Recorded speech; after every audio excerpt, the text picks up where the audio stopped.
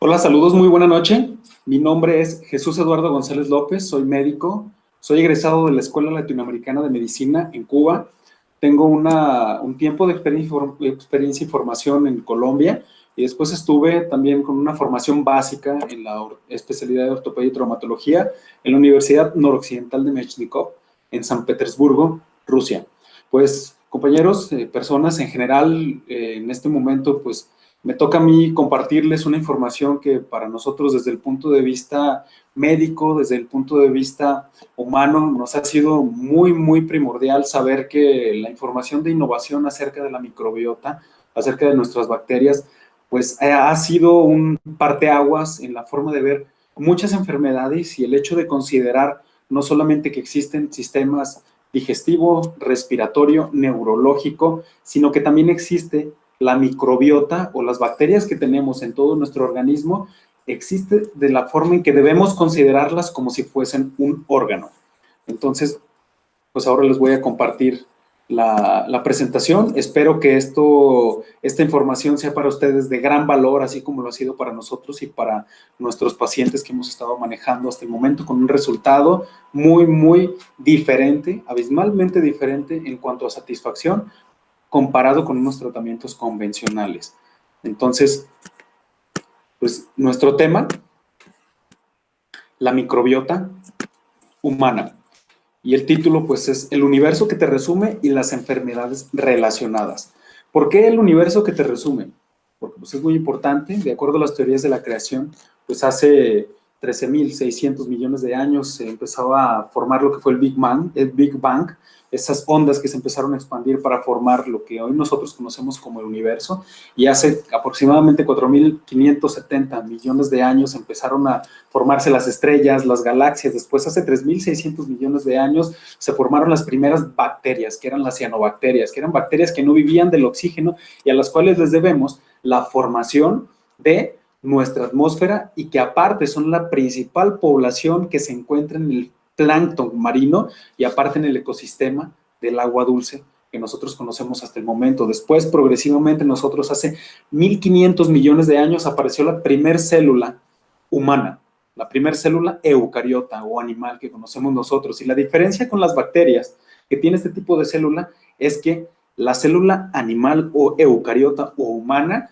tiene muchos más genes, pero es menos su capacidad que tiene de compartirlos en comunidades, es decir, sus capacidades son muy específicas. Después, hace 500 millones de años, aparecen los primeros organismos vertebrados que nosotros conocemos hasta el momento. Y aquí tenemos una imagen que es la microbiota para que nosotros nos demos una idea de que nosotros somos un simple cúmulo de partículas y que tenemos bacterias dentro, las cuales están en constante convivencia, comunicación y ayuda o perjuicio con todas las bacterias que se encuentran prácticamente en todo nuestro ecosistema. Y aquí pues hay que tener en cuenta que se toman, se toman en conocimiento no solamente que existen bacterias, sino virus, riquecias, hongos, espiroquetas u otros organismos, los cuales están conviviendo desde hace miles de millones de años también.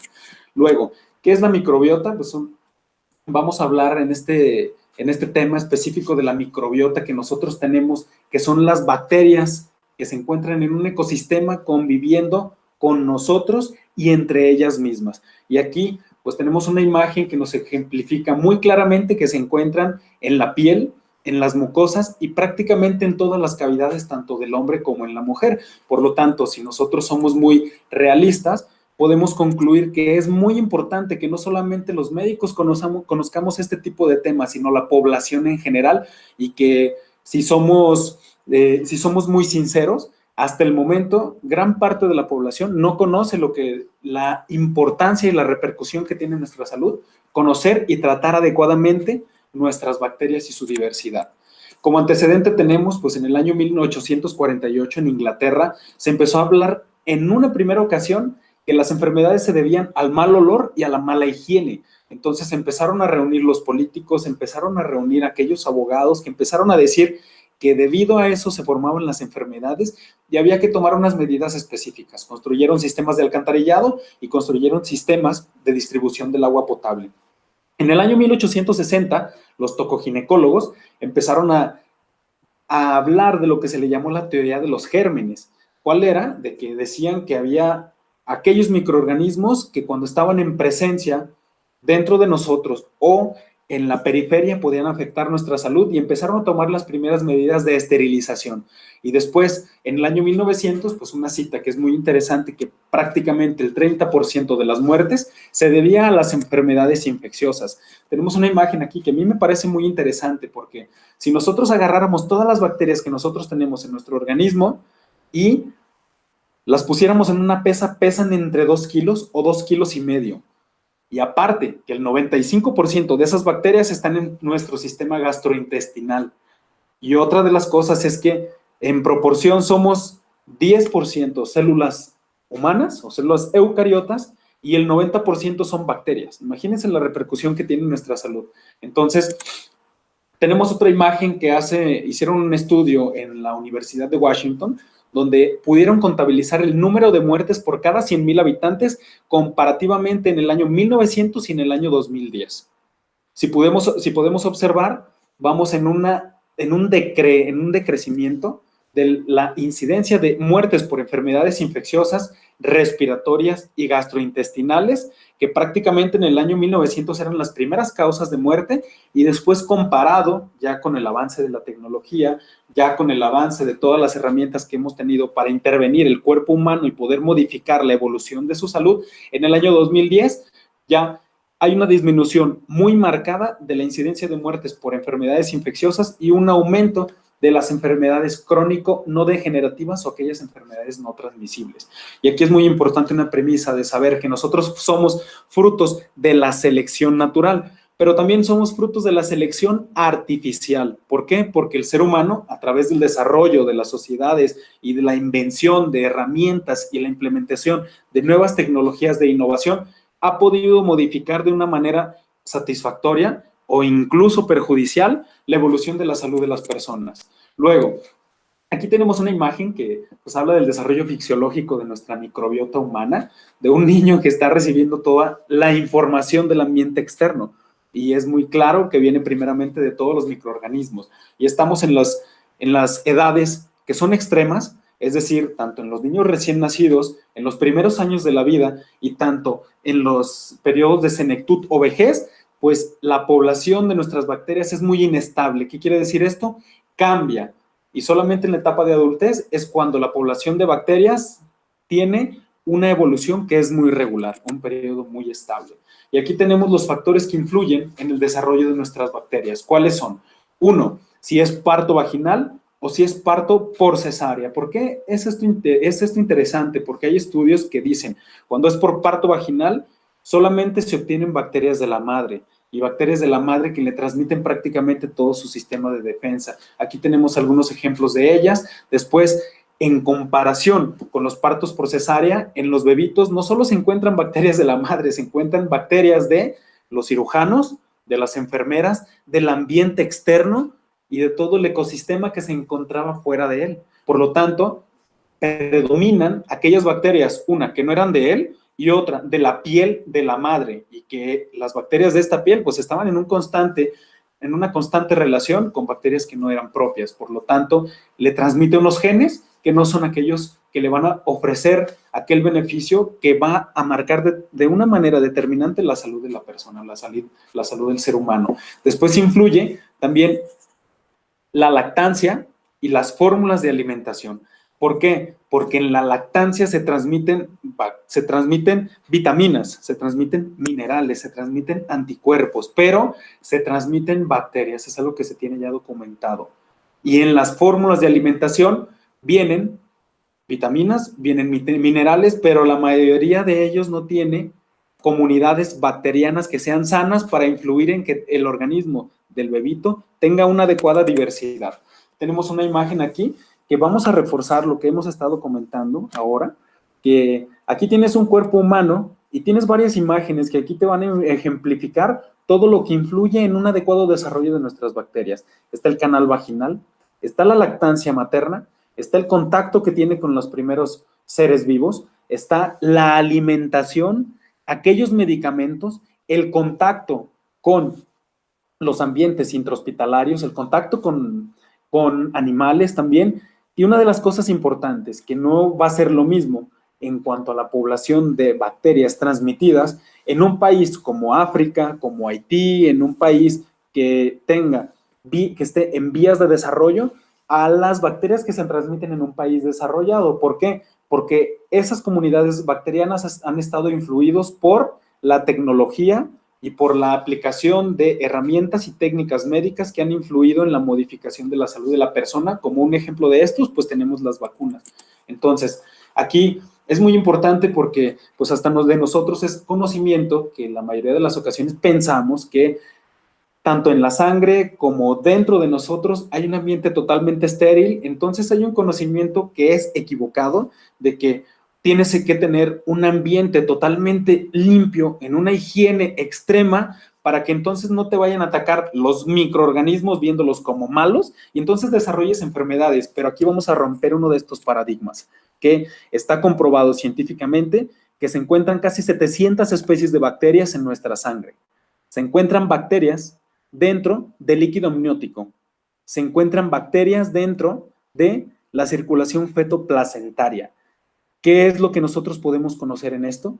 De que prácticamente desde antes de haber nacido, desde que nosotros empezamos a gestarnos en una vida, hay un contacto con microorganismos que está influyendo en nuestra relación con el ambiente externo.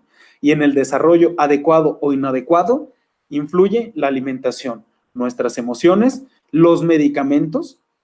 Entonces, vamos aquí a darnos una idea de la repercusión tan trascendental que tienen los microorganismos en nuestra vida.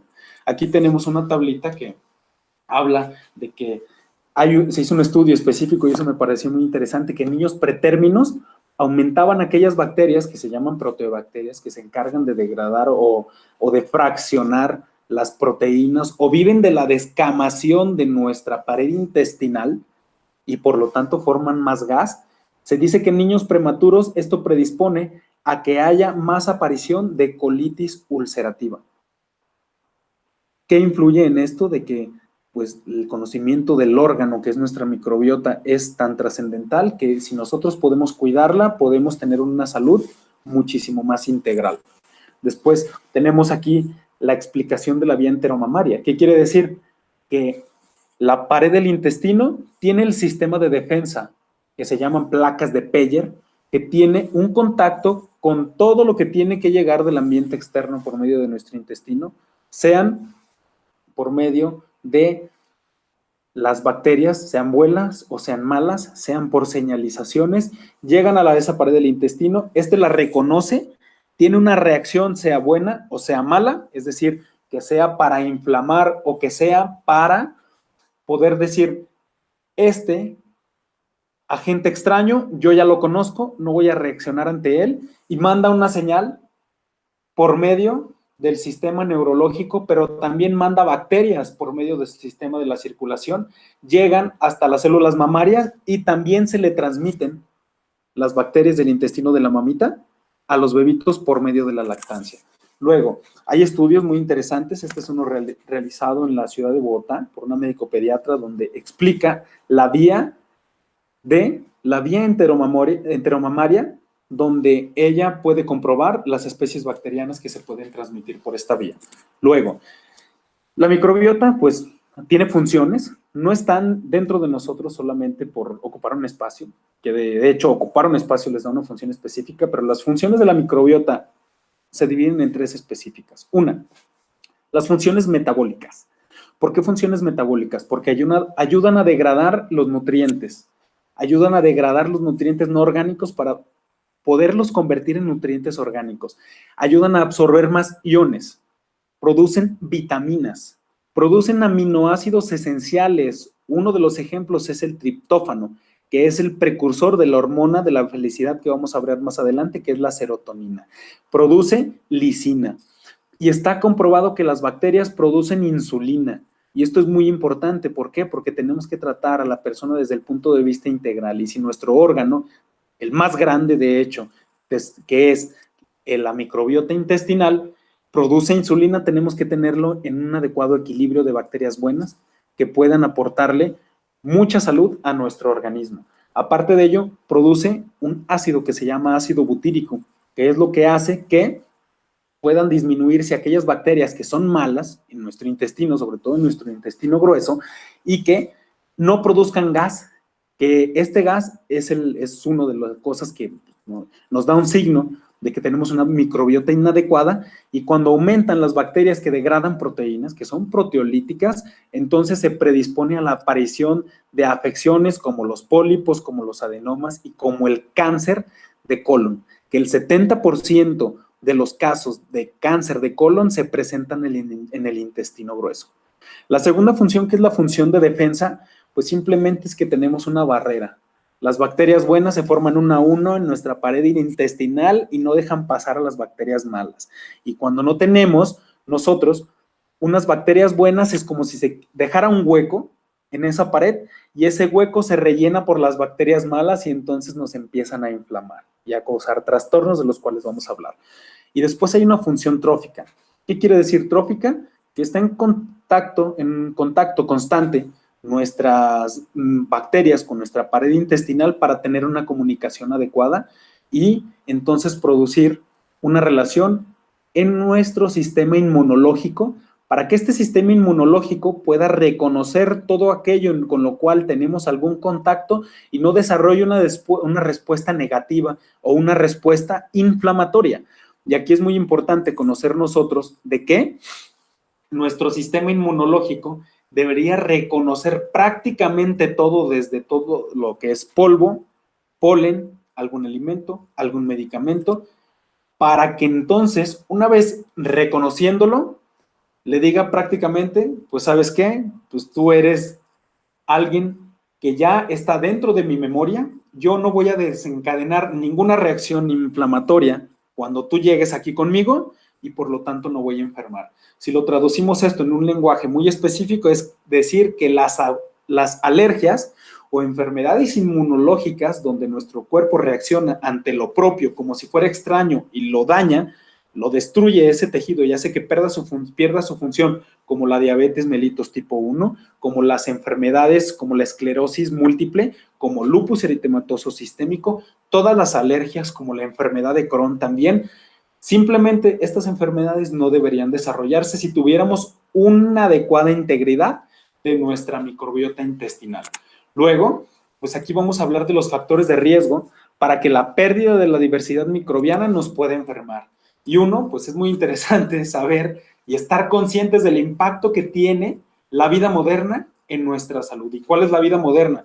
Trabajas mucho, con poca retribución económica, con poca retribución de calidad de vida, con mucho estrés, muchas horas en las cuales tú no te alimentas, es decir, hay transgresiones dietéticas, y aparte aquello de lo cual tú te alimentas, es la comida de la vida moderna. ¿Cuál es? Lo que se le denomina la comida rápida o fast food.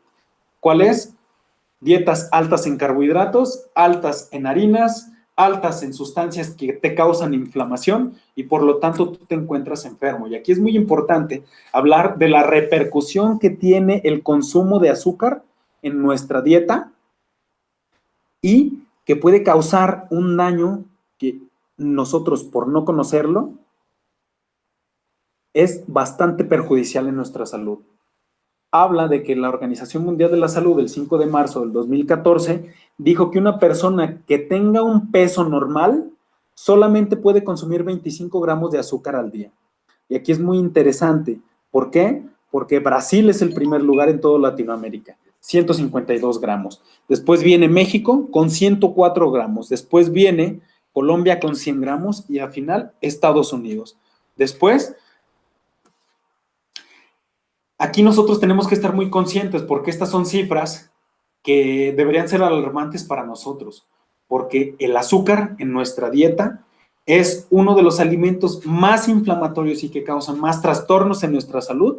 ¿Por qué? Porque simplemente es como si tuviéramos un cuarto, el cual, al ejemplo de México, metiéramos 104 bolsas de basura y que solamente tuviéramos la capacidad no de limpiar las 104 bolsas de basura, sino que tuviéramos la capacidad solamente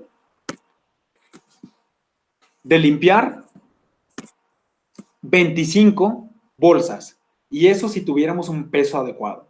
si no tenemos un peso adecuado, si tenemos un rollito, una llantita, un poco sobrepeso o tenemos obesidad, entonces deberíamos comer mucho menos de 25 gramos.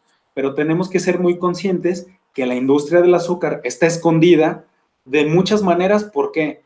Porque todos los productos lácteos son azúcar, leche, yogur, crema, queso, aparte de ello todos los cereales, aparte de ello los jugos de botella, de frasco, de vidrio, de cartoncito, como ustedes acostumbren consumirlo. La avena se procesa como un azúcar, el pan, aparte de ello, el refresco, los panecillos dulces, que por ejemplo en México somos los campeones en consumo de refresco y panecillos dulces empaquetados a nivel mundial, y esto nosotros no sabemos el daño que nos está haciendo, porque nos causa una inflamación impresionante, y está considerado que el azúcar es uno de los grandes culpables de la muerte en el mundo, y que en el mundo se puede considerar que el 10% de las muertes se puede deber al consumo de azúcar.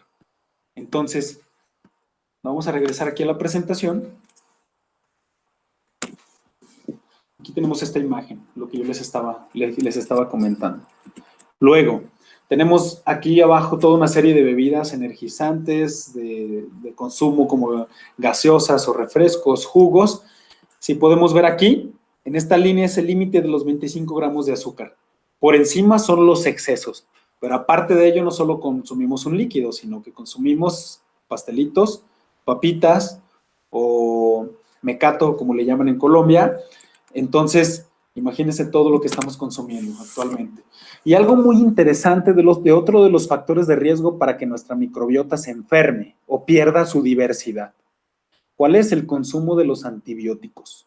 Y aquí es muy importante porque pues, la mayoría de las mamás piensan que, y los papás piensan que por llevar a los bebitos al médico y porque no les dio antibiótico, o es un mal médico o el tratamiento es incompleto, o el diagnóstico es el inadecuado y necesito otro criterio médico para que me dé mientras más medicamentos y que tengan antibiótico, entonces me voy a sentir tranquilo. ¿Por qué? Porque mi niño pensamos erróneamente que va a evolucionar de una manera más satisfactoria.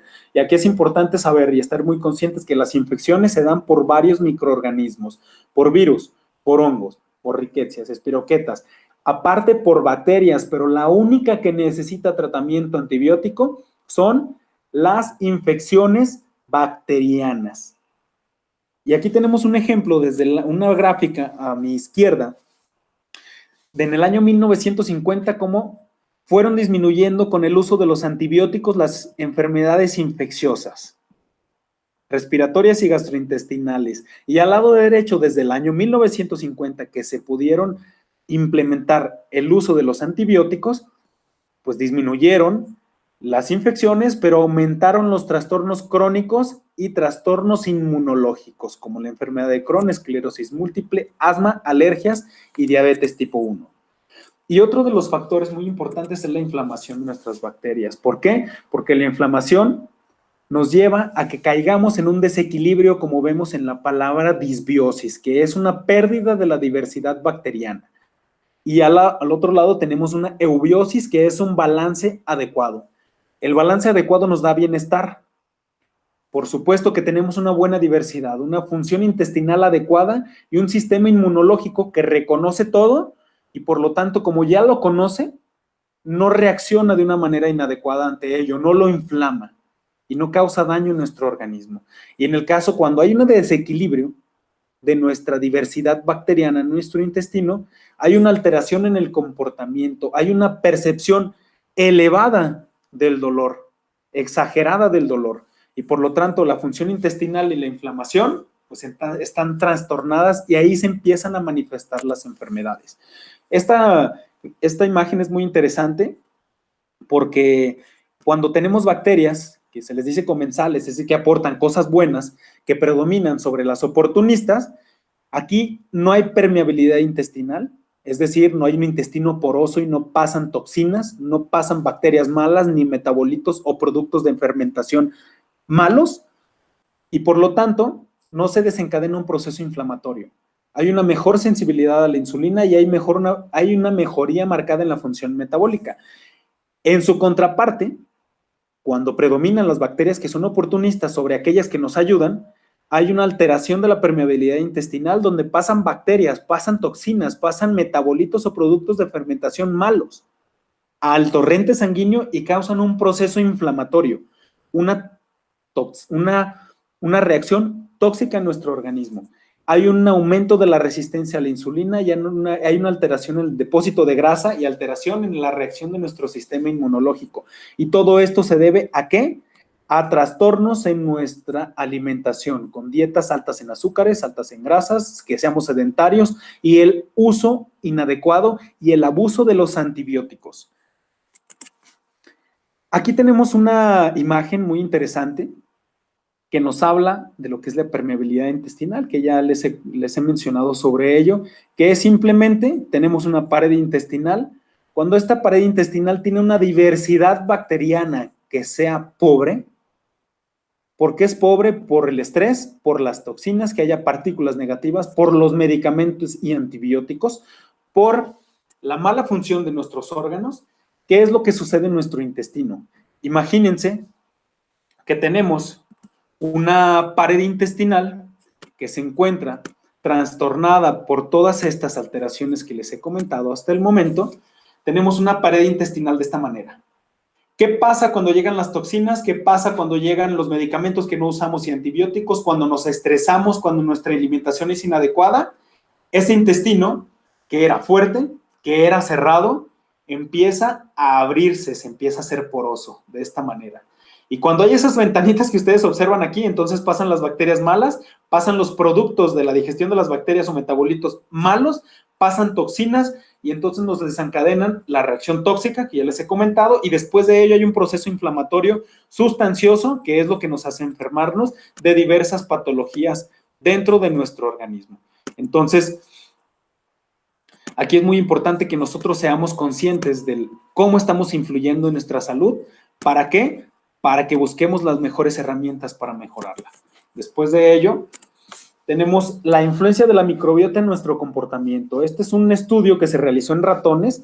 En la parte de arriba tenemos aquellos que tienen especies bacterianas, en la parte de abajo tenemos aquellos que no tienen especies bacterianas, que se las quitaron todas. Si podemos ver, hay 3 mediciones a los 10 minutos, a los 30 y 40 minutos y la última a los 50 minutos y 1 hora. Si vemos, hay un comportamiento similar al principio, es decir, se pasa por todo el espacio como reconociéndolo. Después en la parte de arriba, los que sí tienen bacterias, ya nada más se pasan en las esquinas. ¿Por qué? Porque ya conocen el espacio interior. Ya pueden buscar los espacios donde pueden estar más seguros y no estar expuestos a un peligro o a un riesgo. Y después, a la hora, son bacterias, son un ratoncitos que nada más se encuentran en las esquinas. ¿Por qué? Porque ya conocen, ya reconocen el espacio, ya no se quieren exponer a que haya un riesgo de muerte, un riesgo de sufrir algún accidente, y en la parte de abajo son ratoncitos que no tienen bacterias, que no tienen un reconocimiento por su sistema inmunológico y por lo tanto se desplazan por cualquiera de los espacios en las 3 mediciones, por cualquiera de los espacios de medición, y aquí podemos concluir algo muy interesante, que en estos ratoncitos que no tenían bacterias, tienen una menor percepción del riesgo, tienen menor instinto de supervivencia, tienen menor memoria, menor reconocimiento. Y esto nos ayuda a soportar todo lo que hemos comentado de que las bacterias tienen una responsabilidad muy importante para poder reconocer aquellos agentes con los cuales nosotros nos estamos relacionando. Hay algo muy interesante que es la metagenómica, que es la medición de todos los genes que se encuentran prácticamente en todos los seres humanos, que pues eso es muy ambicioso, pero se considera que del 60 al 80% de las bacterias que hay en los seres humanos no se puede conocer sus genes. Es decir, no sabemos para qué funcionan, no sabemos qué producen, no sabemos qué digieren. Entonces, de todos modos, se han desarrollado estudios donde se ha concluido que a nivel intestinal hay aproximadamente 600,000 genes que son comunes a todos los individuos, de los cuales casi 300,000 son aquellos que encontramos en todos ellos, en todos los organismos. Y los otros 300,000 son variables, pero aproximadamente se han podido registrar o secuenciar más de 2 millones de genes de bacterias intestinales en el ser humano. Y esto es muy interesante, ¿por qué? Porque la responsabilidad que tiene en nuestro organismo es tan amplia y que va a responder a las poblaciones que se encuentran en ellos. Esto, como le hemos hablado, pues el 90% de nuestro organismo son bacterias y el 10% son células humanas.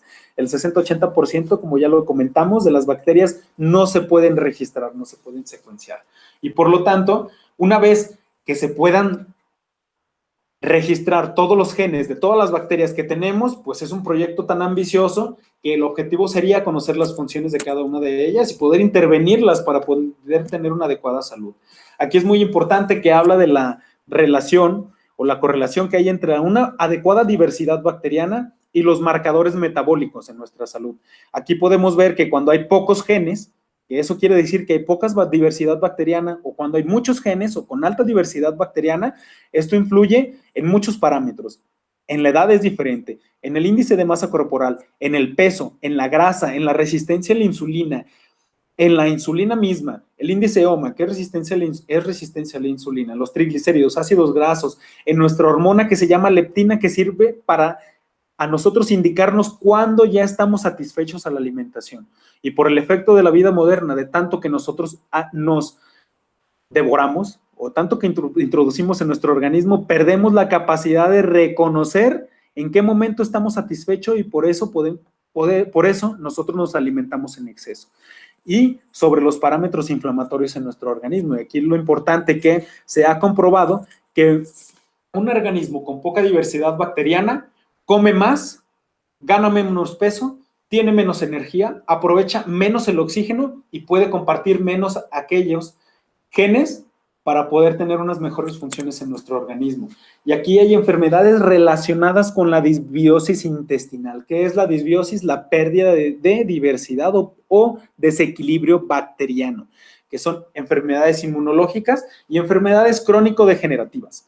¿Cuáles son? Esclerosis múltiple, obesidad, diabetes, pacientes críticos, pacientes con autismo, y muy importante, los trastornos del comportamiento, la diarrea, la constipación, síndrome del intestino irritable, alteraciones de la motilidad intestinal, enfermedades inflamatorias crónicas del intestino, cáncer colorectal, úlceras intestinales, alergias, artritis, y todo esto parte de ¿qué?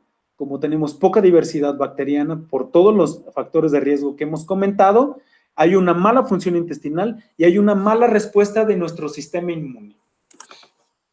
Y es muy importante saber que pues, 8 de cada 10 personas en el mundo mueren por enfermedades que no son transmitibles, es decir, por aquellas que dependen de nuestras decisiones, por cómo nos alimentamos, por nuestro hábito emocional, por la cantidad de sustancias tóxicas, que pueden ser medicamentos o pueden ser sustancias que pueden considerarse como una droga que nosotros consumimos. Y las principales causas son trastornos como enfermedades del corazón, diabetes, tumores malignos y accidentes cerebrovasculares. Y estas 4 causas representan casi el 50% de las muertes en México. Esto es muy importante que nosotros lo conozcamos. ¿Por qué? Porque si nosotros conocemos que casi el 50% de las muertes se deben a nuestras decisiones, pues por supuesto que una persona no puede tomar decisiones sin información y lo que más nos hace daño es aquello que no sabemos. Luego, 1 de cada 11 personas de un registro del 2016 en el mundo ya tiene diabetes. Y hay estudios donde dicen que cuando tenemos en el adulto humano una adecuada microbiota con una buena diversidad, puede disminuirse la incidencia de diabetes tipo 2. Y aquí, pues como ya lo habíamos hablado, la permeabilidad intestinal. Somos un poco reiterativos en este tema porque queremos que quede claro el hecho de que las toxinas, las bacterias malas, los metabolitos o productos de fermentación inadecuados que entran en un intestino trastornado o poroso o permeable pueden causarnos trastornos como las toxemias, la inflamación, resistencia a la insulina, y la resistencia a la insulina es la piedra angular para el desarrollo del síndrome metabólico, del cual se derivan más de 300 enfermedades. Luego, la obesidad. Como podemos ver el ejemplo, en la parte de arriba, una persona que está embarazada, una mujer embarazada, que es delgada, comparada con una persona o mujer embarazada que tenga sobrepeso u obesidad. La que es delgada tiene mucha diversidad bacteriana, la que es obesa tiene poca diversidad bacteriana. pero aquí lo importante que es la conclusión, cuando ya obtenemos el producto, que es un bebito, que es un niño, en una mujer delgada con buena diversidad bacteriana, tiene un adecuado crecimiento y desarrollo del bebé con un niño sano, y una persona o una embarazada que sea obesa con poca diversidad bacteriana le va a heredar los mismos genes de esas bacterias malas a su bebito y por lo tanto va a tener una tendencia o propensión mayor a sufrir enfermedades. Y aquí pues hay algo importante también. Como vemos a la izquierda, cuando en lo que es una persona delgada, predominan aquellas bacterias que se denominan bacteroidetes, son bacterias las mejores, las buenas, hay un buen bienestar, suceden aquellos que nacen por vía vaginal, suceden aquellos que les dan lactancia materna, como se indica desde el punto de vista médico-científico, que es exclusiva y obligatoria los primeros 6 meses, y acompañada de alimentación, por supuesto que progresivamente introducida entre blanda y sólida, hasta los 2 años. Y en aquellas personas que tienen una menor exposición a los antibióticos, por supuesto que van a estar más sanas, porque está comprobado que aquellos niños o niñas que consumen antibióticos en los primeros 6 meses, en los siguientes 20 meses, tienen una propensión mayor a ganar mucho más peso. Y esto es muy interesante que tengamos un conocimiento adecuado. Y en contraparte con una persona obesa, que predominan los firmicutes, que aquellos que inflaman más, que hacen más daño a esta comunidad bacteriana, hay más estrés materno. Son más frecuentes en aquellos niños que nacen por cesárea. Y es muy importante concientizar a la gente de que tiene que pasar por un proceso natural para que los niños nazcan. No solamente por capricho médico, sino por el mejor beneficio del bebito y de la mamá. ¿Por qué? Porque le transmite la mejor información de muchas formas, y el tema que tratamos hoy, le transmite la mejor cantidad de genes en las bacterias que el niño puede tomar en el canal del parto. Y la alimentación con fórmula. Aquí la alimentación por fórmula, pues hay poca asimilación de los bebitos porque no tienen las enzimas adecuadas para poder asimilar o digerir todos los nutrientes de una leche de fórmula. Aparte de ello, no tienen las bacterias en una buena cantidad y diversidad y que sean sanas para poder mejorar su microbiota. Y son aquellos que consumen carbohidratos refinados, que estén expuestos a antibióticos, los que están obesos, por supuesto, como ya les hablé, tienen tendencia a ganar más peso, y aquellos que tienen una dieta rica en grasa. Luego, la obesidad. La obesidad es muy importante porque está ligada a lo que es la inflamación de bajo grado, como ya lo vimos con el doctor muy apreciado, el doctor Rafa Pámanes, en su tema de la conferencia anterior, que está relacionada con múltiples enfermedades crónico-degenerativas que van a partir desde los trastornos en triglicéridos, colesterol, trastornos de la regulación de la glucosa, como la diabetes, trastornos de resistencia a la insulina, trastornos de inmunológicos, y que aquí es muy importante que el tejido adiposo, cuando es mayor, produce mayores adipocinas o sustancias inflamatorias y por lo tanto se desarrollan mayores enfermedades metabólicas. Otra de las enfermedades que es muy interesante conocerla, sobre todo su relación con la enfermedad intestinal inflamatoria, que son la colitis ulcerativa o enfermedad de Crohn, son muy presentes en aquellos pacientes que presentan diarrea, que presentan cólicos, y que aquí es muy importante que se toman varias causas, que puede ser por nuestro sistema inmunológico, por los factores ambientales, que ahí entra nuestra microbiota en una adecuada diversidad, qué tan susceptibles somos genéticamente, y por aquellos antibióticos. Estas son las 4 causas en las que se pueden enlazar todos los factores de riesgo que pueden llevar a la enfermedad inflamatoria intestinal, y como ya hemos hablado nosotros en todo el tiempo anterior de esta conversación, podemos entonces nosotros concluir la repercusión que tiene el hecho de poseer nosotros una adecuada diversidad bacteriana en el intestino para no desarrollar este tipo de enfermedades que son inmunológicas, que son del ambiente. Tenemos que reconocer con una adecuada diversidad bacteriana todo agente externo para no reaccionar de una manera negativa ante él. Tenemos que producir adecuada cantidad de vitaminas, de minerales, de aminoácidos, de neurotransmisores, y por lo tanto tener una salud muy integral. Otro es el síndrome del intestino irritable, que aquí se puede ejemplificar el hecho de las personas que les duele el abdomen, como un cólico, que comen algo y les inflama, que comen algo y les da diarrea o les da un cólico. Y aquí tenemos unas gráficas muy interesantes que hablan de las bacterias o comunidades bacterianas que predominan en este tipo de pacientes, que por supuesto la conclusión es que tienen una menor incidencia en personas con una adecuada diversidad bacteriana y por lo tanto los niños van a ser sanos.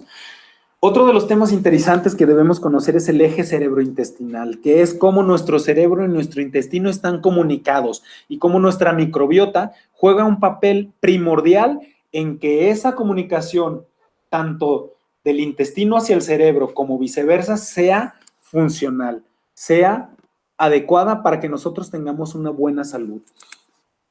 Está comprobado que nosotros, pues como podemos tener, se dice que somos lo que comemos y hay ejemplos de nuestro argot popular muy claros que pueden ser que cuando estás enamorado, cuando estás enojado, ¿qué sientes? Se te mueven los intestinos, se te mueve algo dentro de la barriga. Por lo tanto, podemos ahí reconocer que tenemos una relación entre nuestro intestino y las bacterias que se encuentran ahí dentro con nuestro sistema neurológico o nuestro cerebro. O incluso cuando estamos enojados tenemos una reacción visceral ante esa emoción, que es quien comprueba este eje cerebrointestinal. Y aquí es muy importante porque está comprobado que en enfermedades como el autismo, que el autismo pues básicamente le denominamos trastorno del espectro autista porque se puede presentar de diversas formas, que pueden ser niños muy inteligentes o niños con un retraso, niños muy violentos o niños muy tranquilos, niños que se quieren relacionar mucho o niños que pierden una relación total con el medio.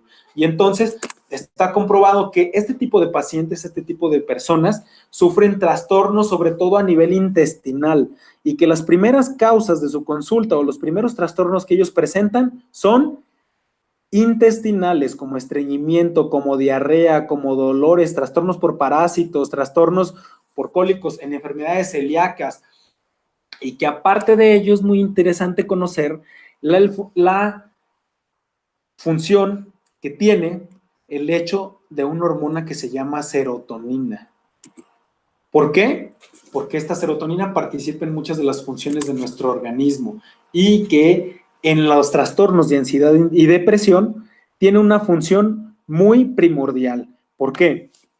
Es muy importante que conozcamos que el 10% de la producción y liberación de esta hormona de la felicidad, que es la serotonina, se produce a nivel neurológico, pero el 90% de la producción y liberación de esta hormona se da a nivel intestinal.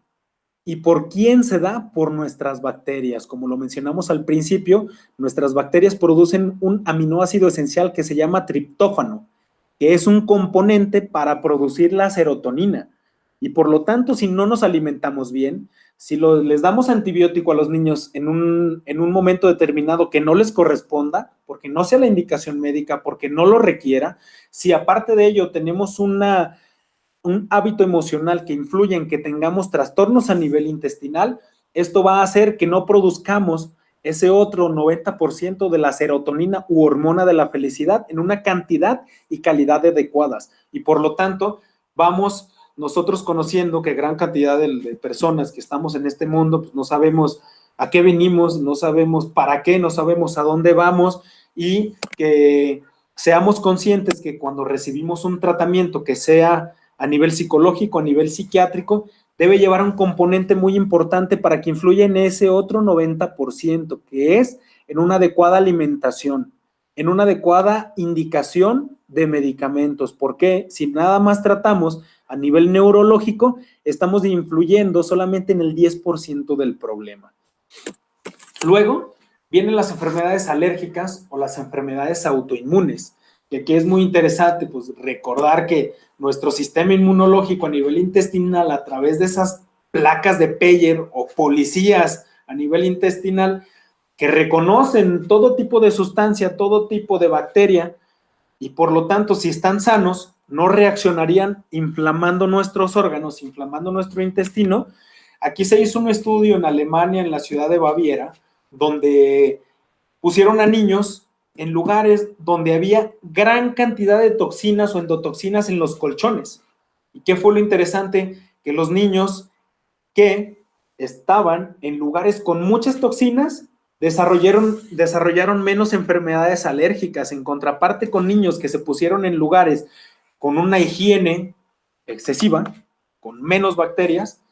A final de cuentas eran niños con mayores alergias o enfermedades inmunológicas. ¿Qué concluimos nosotros de esta diapositiva o de este pequeño fragmento de nuestra conversación? Que nosotros necesitamos relacionarnos prácticamente con todo, con los alimentos, con los perritos, con el agua sucia, con la tierra prácticamente, con el ambiente que sea poco higiénico.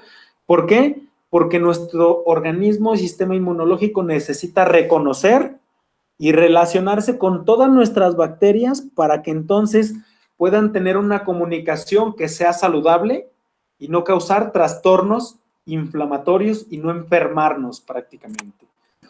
Y es muy interesante, pues, tener en cuenta de que se han desarrollado a nivel mundial estudios con alta responsabilidad, como lo vemos aquí con el doctor Villid y Marvin Edeas, estudios que han tenido una repercusión en el estudio y en la intervención en la salud de las personas por medio de la microbiota, que han cambiado de una manera abismal la evolución de la salud de la gente. ¿Por qué? Porque se han mejorado muchísimo más, con unos resultados muchísimo más satisfactorios. Y tenemos que hablar, pues, muy responsablemente de la gente que tenga una autoridad moral. ¿Por qué autoridad moral? Como aquí tenemos al doctor Marvin Edeas, que aquí, pues él es el presidente del Comité Científico de la Sociedad Internacional de Microbiota, que también ha desarrollado se ha desarrollado porque ha invencionado libros sobre el estudio de las mitocondrias, y ahorita vamos a hablar acerca de esto, y esos libros de las mitocondrias hablan sobre la medicina mitocondrial, sobre sus funciones y sobre cómo podemos intervenirlas. Y esto es muy interesante conocerlo porque en los congresos que se realizan cada año, en el último trimestre del año, de la Sociedad Internacional de Mitocondria, el doctor Marvin Edeas, como presidente, ha hecho aportaciones y conjunto con las investigaciones que ha desarrollado su hermano, el doctor Villid Edeas, tanto en Japón como en Francia, han cambiado la dirección que ha tomado la evolución de la salud de la gente por medio del órgano de las bacterias y por medio de las mitocondrias también. Esta es una imagen del segundo Foro Médico Internacional que se desarrolló en Bogotá, Colombia, en 2016, que habló de la conexión entre la microbiota y las mitocondrias por parte del doctor Villid Edeas y la influencia que tiene el azúcar en los trastornos de esta relación. ¿Por qué les hablo de la mitocondria? Porque las mitocondrias son unas estructuras que están dentro de nuestras células, que se encargan de muchas funciones primordiales. ¿Cuáles son? Por ahí se da la respiración celular, toda.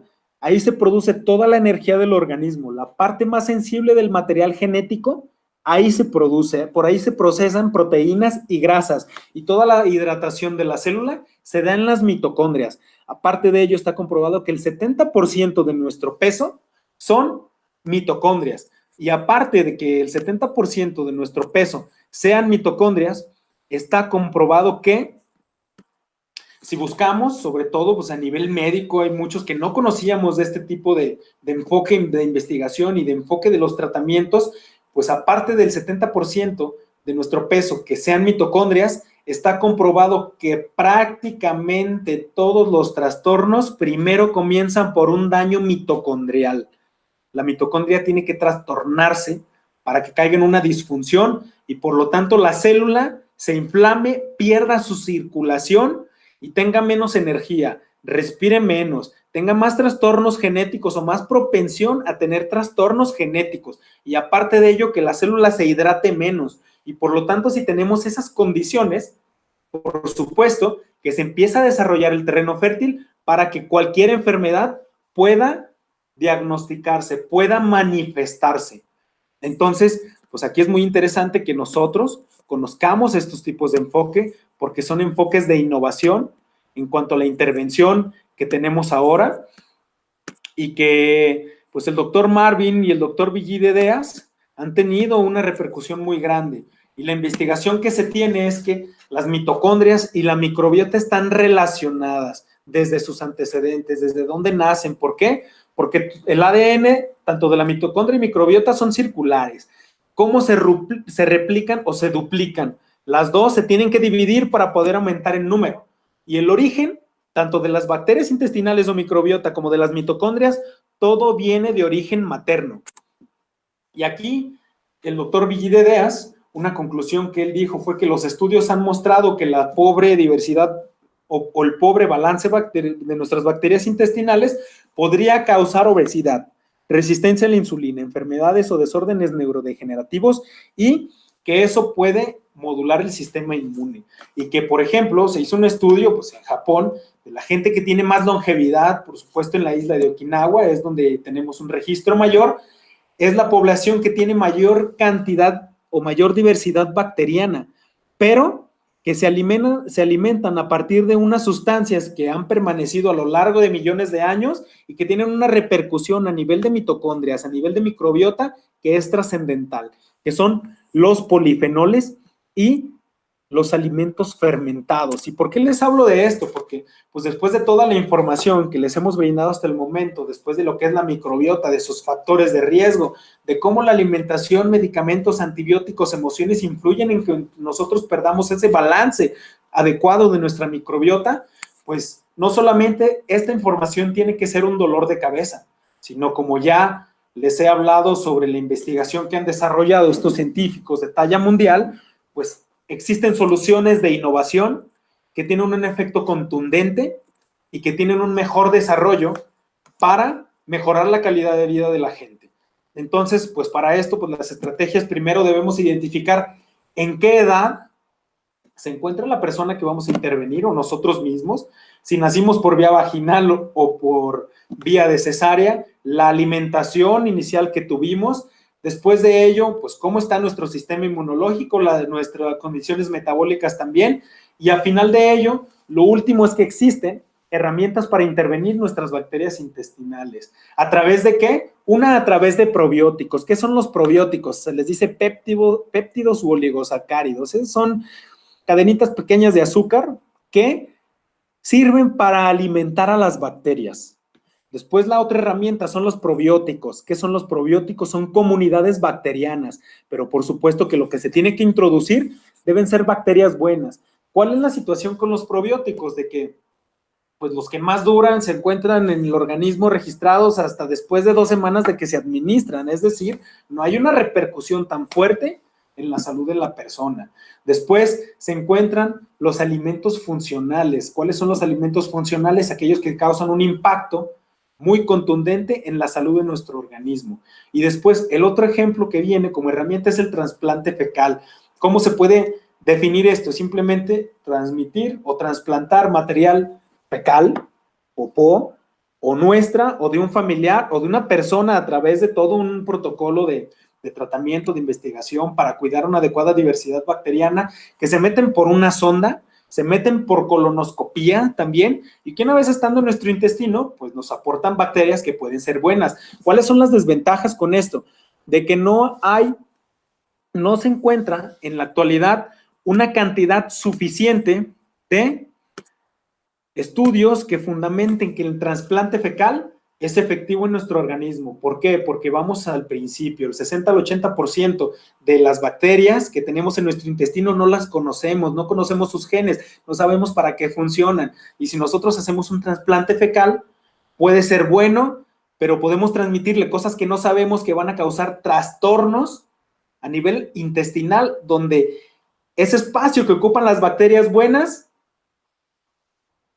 se supla y deje un hueco y se vaya a llenar por una mayor cantidad de bacterias malas, de bacterias patógenas, de bacterias proteolíticas que puedan producir más gas, que inflamen, que vivan de la descamación de nuestro intestino y aparte de ello, que predispongan a mayores trastornos.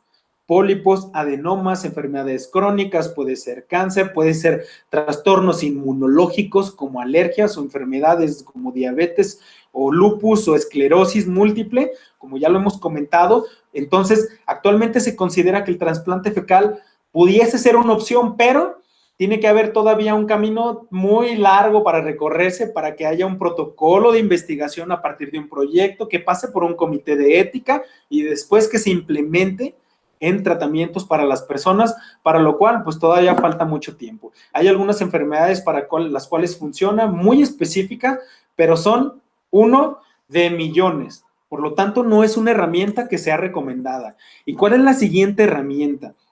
La siguiente herramienta que consideramos nosotros son los metabolitos. Metabolitos, ¿por qué? Porque los metabolitos son productos de fermentación. ¿Y qué son los productos de fermentación? Como ya lo habíamos hablado, deben de ser activos y que deben de ser estos, los metabolitos, los que alimentan las bacterias. Y una vez que alimentan las bacterias, pues nosotros estamos evitando dar genes o bacterias malas en el trasplante fecal, estamos evitando que muy rápidamente desaparezcan las bacterias buenas o funcionales en el organismo y que puedan ser muy contundentes en un desarrollo adecuado de la salud de la persona. Tenemos una imagen aquí donde se encuentran las mitocondrias y que estas mitocondrias, pues prácticamente ahí se puede hablar que se deriva la vida por todo lo que les he comentado.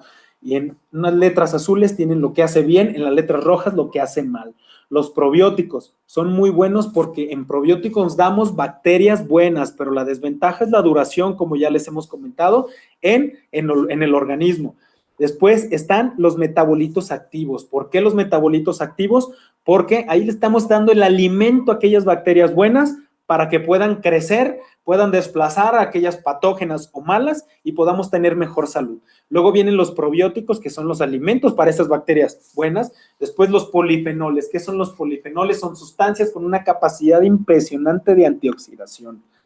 Y está la dieta mediterránea. En contraparte, los factores estresores, los factores dañinos, son una dieta alta en azúcares, el uso de antibióticos, como ya lo hemos hablado, que algo aquí es importante de que nosotros sepamos que, por ejemplo, en una persona adulta siempre hay la misma cantidad de bacterias. La diferencia es que a veces hay más malas que buenas. Y por lo tanto los antibióticos sacan las bacterias que nosotros combatimos, pero ahí se llevan muchas bacterias malas que nosotros desechamos y ese hueco que dejaron lo aprovechan aquellos patógenos. Viene también la disfunción mitocondrial. ¿Por qué la disfunción mitocondrial? Porque la mitocondria, como nosotros podemos compartirles, tiene funciones muy importantes en la defensa, en la antioxidación, y tiene enzimas que son importantes para defendernos de los radicales libres que se producen por procesos naturales o por procesos externos. ¿Cuáles son esas enzimas? Son enzimas que están dentro de la mitocondria, como superóxido dismutasa, glutatión peroxidasa, catalasa, que por todos los trastornos de alimentación, de poca nutrición mitocondrial, esas enzimas se ven deprimidas, aumentan los radicales libres. ¿Y qué causan estos radicales libres? Llegan a la pared intestinal, la lesionan y hacen que ese intestino se haga permeable, se haga poroso y por lo tanto se desencadene el proceso que ya les hablamos, de entrar toxinas, bacterias y metabolitos malos, e inflamen y causen enfermedades inflamatorias, inmunológicas y metabólicas. Y por supuesto, el estrés oxidativo.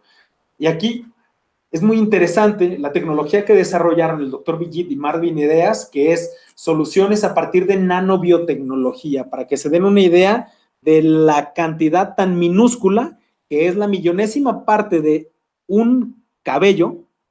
De ese tamaño son las partículas que estos científicos invencionaron para tratar la salud de la gente.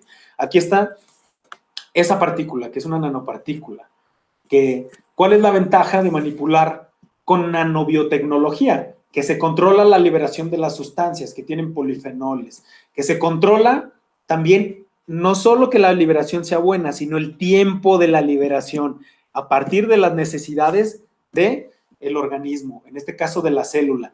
Y aparte de ello, que estas micropartículas están protegidas, que llegan al estómago, no les hace nada el ácido gástrico, que pasan al torrente sanguíneo, llegan a la célula y de ahí viajan hasta donde se requieren, que es en las mitocondrias. Y que por supuesto, ¿cuáles son estos polifenoles? ¿Cuáles son estos metabolitos que los doctores Ideas pudieron traernos a nosotros, tanto a México como a Estados Unidos y como a Colombia, que vienen a partir de moléculas de olivo, de yuzu, que es un producto, que es una fruta japonés, un cítrico japonés, vienen del té verde, vienen del cacao, del frijol negro, de su cáscara, del romero y que también del mar profundo, de minerales del mar profundo.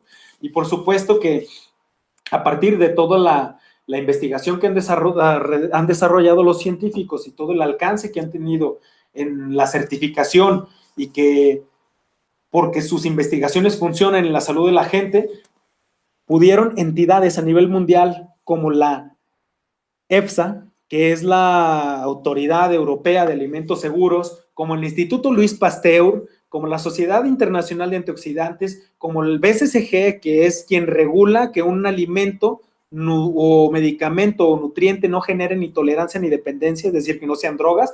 Aparte de ello, que entidades como la COFEPRIS, su equivalente INVIMA, su equivalente FDA en Estados Unidos, avalaron la utilización de sus nutrientes, que tienen la certificación sello antigluten para que no reaccionen ante esta proteína las personas que tienen la oportunidad de probar este tipo de nutrientes. Aparte de ello, tienen el sello kosher, que es una fundación judía que dice que un alimento no tiene ningún componente animal, y que aparte de ello, no solamente pudieron llegar hasta allá, sino que este tipo de nutrientes se encuentran en el Vademecum, en el PLM y el PL,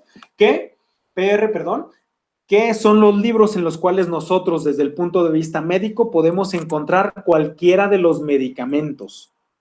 Entonces, aquí pues uno de los ejemplos que se sacan metabolitos o productos de fermentación de la zona del Soconusco en Chiapas, que tienen más de 4,000 años, del cacao de esa región, que se pudieron ubicar bacterias que tienen un componente genético muy similar al género humano. Por lo tanto, los metabolitos que se obtienen del cacao son muy compatibles con nuestras células, muy compatibles con nuestras bacterias.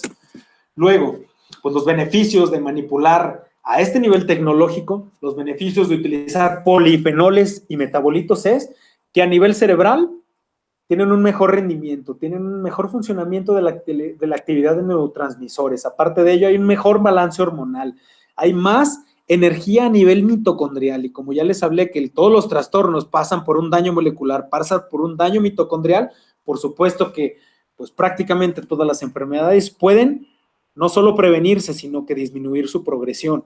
Mejora la digestión de los nutrientes. Aparte de ello, hay una mayor oxidación de las grasas. Aparte de ello, este tipo de nutrientes puede hacer que las proteínas se absorban en un 20% más que lo normal. Y los componentes de este tipo de sustancia pues son metabolitos del cacao, que son enzimas, son proteínas vegetales y animales que sirven para el desarrollo de toda la estructura de las células y los tejidos, vitaminas y minerales, tiene fibra, tiene prebióticos, o sea, tiene el alimento para las bacterias, y aparte tiene probióticos, que son bacterias buenas, con una gran capacidad de antioxidación. Luego, pues los resultados en esto pues son los hablados. ¿Cuáles son los resultados con el uso de nanotecnología? Mejor balance de la microbiota, es decir, eubiosis, mayor diversidad, mayor salud, mejora de la actividad mitocondrial, y que aparte de ello, protegen a la mitocondria del estrés oxidativo con una reducción del 43%.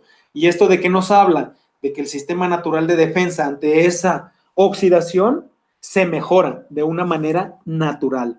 Y por lo tanto, podemos concluir que la fermentación de metabolitos es una solución para la disbiosis o desbalance intestinal de nuestra microbiota, y que el uso de los polifenoles mejora la función de las mitocondrias. Y por supuesto que a final de cuentas, si nosotros tenemos una microbiota que esté balanceada y tenemos unas mitocondrias que tengan un buen sistema de defensa, podemos correlacionar su equilibrio y por lo tanto nuestra salud se va a ver mucho más beneficiada.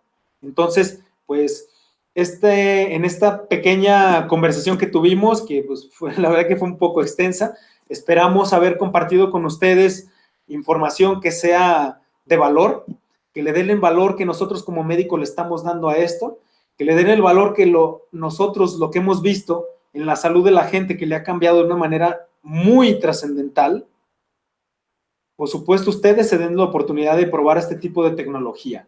Y pues aquí es muy interesante, muy importante que a todas las personas que están viendo esta conversación, esta conferencia, pues vayan y le pregunten a la persona que les compartió la información, o incluso me pueden mandar su inquietud, alguna pregunta, su correo electrónico. Mi correo electrónico es drjesuseduardogonzalez, las dos con Z, @gmail.com. Para cualquier inquietud, pues nosotros estamos a su disposición. Y por supuesto de que pues les agradecemos por el tiempo, por su atención. Si están aquí es porque tienen la voluntad de mejorar, si están aquí es porque tienen la voluntad de aprender, y si están aquí es porque tienen la voluntad de tomar mejores decisiones, que sean más inteligentes, con mejor información, con más innovación, con más tecnología y con mejores resultados. Pues yo me despido, pues mi nombre es Jesús Eduardo González López. Fue un gusto, un placer haber estado con ustedes. Muchísimas gracias, pasen una buena noche.